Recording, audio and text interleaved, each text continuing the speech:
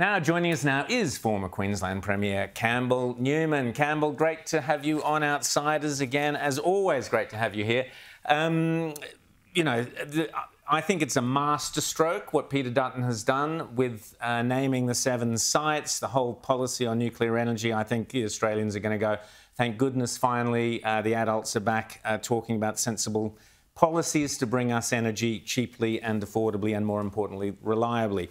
But, and it's a big but, the Liberal Party at a state level seems to be doing its usual trick. You've got Chris up there in Queensland, who backed the treaty and voice, and now is saying, oh, not sure about, you know, I'm not going down the nuclear path. What is going on, Campbell? What's in that beautiful Brisbane water behind you that you're all drinking that sends these Liberals so pathetically left-wing every time? Well, look, clearly Chris and the political arm of the state LNP are completely out of step with, firstly, Queenslanders, but more worryingly, perhaps for them, if they care, their own party membership. And that's why people are deserting the LNP and joining the Libertarian Party, and I'll declare that up front. I'm a member of the Libertarian Party these days. And you know, in recent weeks, I've had meetings with senior office bearers of the LNP who've defecting to us down there on the Gold Coast in Christopher's backyard.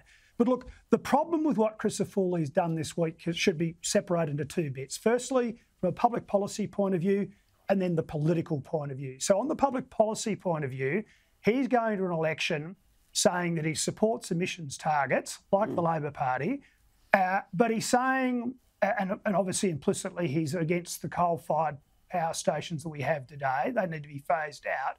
So he obviously supports renewables, but he therefore needs to support storage. So where's the storage? Because the other thing that's happened is he's said that he's against the very large, and frankly, I think quite risky, Labor Party pumped hydro projects, but he's not offering an alternative. So in summary, Christopher doesn't have a renewable electricity supply policy that will provide reliable baseload power for Queenslanders. And then he's repudiated Peter Dutton and the feds. So here we have an important election after 9 years of an appalling Labor government, but the LNP don't actually have an electricity supply policy consistent with going to zero emissions, if you believe that mumbo jumbo. If we then go to the political side of it, well, firstly, it's an act of treachery. I mean, I've talked to a number of federal LNP politicians in the last few days. They're pulling their hair out. They're pulling our hair out at the lack of courage. They're pulling their hair out at the way that this guy has done this. And look, all he had to do, guys, this is all he had to do. All he had to do is say, well, you know, I'm concerned about this. There are issues that haven't been answered. But you know what? If Peter Dutton puts this up at a federal election and gets elected, well, I'll have to support that mandate. Why couldn't the LNP do that? And you know what? That's what the rank and file of the LNP would support.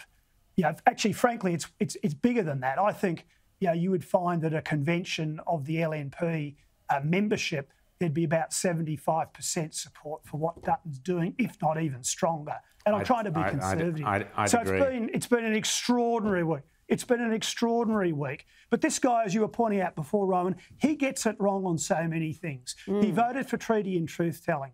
He supported the voice or wouldn't take a position for a long, long time when it was clear exactly where this state would go. He supported emissions targets. Only 2 weeks ago, he stood up before the Labor Party had handed down their state budget and he said, I will support it. Now, what does that mean? That means you actually support the funding priorities, but importantly, the policy and political priorities of your opponents. And so Scott Prosser, who's often on Sky, has made it very, very clear he's completely abrogated his responsibility to lead an effective opposition in Queensland. Rita. Oh, it's just depressing because the Queensland Labor government is on the nose. The election's there for the winning, and he probably still is very much in the winning position. And what a missed opportunity to actually stand for something rather than being Labor light. What is the problem with this bloke? Is it that he doesn't have convictions, or is his ideology to the left? So he believes in treaty and truth-telling and the voice, and he believes in phasing out coal and banning nuclear and keeping those bans in place. Where is this judgment coming from?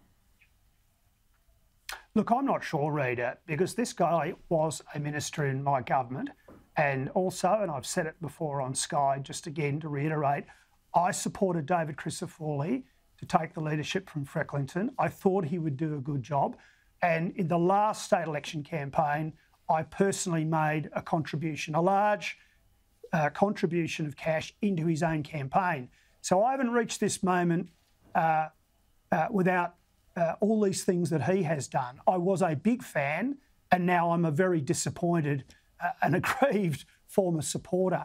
So I don't know what he does believe in. And that's my concern. He can wear a smart suit. He can appear in front of the TV cameras as a former TV journalist, as he was up in Townsville. But I really question what he believes.